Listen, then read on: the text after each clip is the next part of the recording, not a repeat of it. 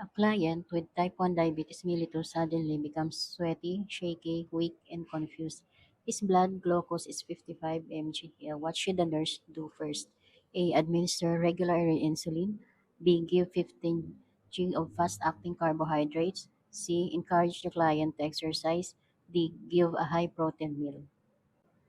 The correct answer is letter B, give 15 g of fast-acting carbohydrates.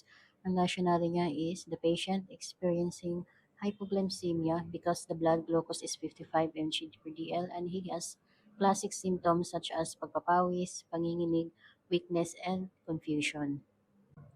And then, meron kasi tayong rule to remember, 15 rule. Give 15 g of fast-acting carbohydrates. Recheck blood glucose after 15 minutes. If still below 70 mg per dl, repeat treatment.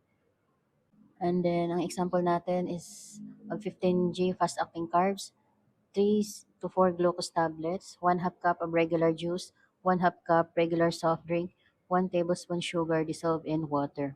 So why not insulin? Insulin will lower the blood glucose further and can worsen hypoglycemia. So, ang PNLA tip natin is sweaty plus shaky plus confused plus low glucose equals hypoglycemia. So, give sugar.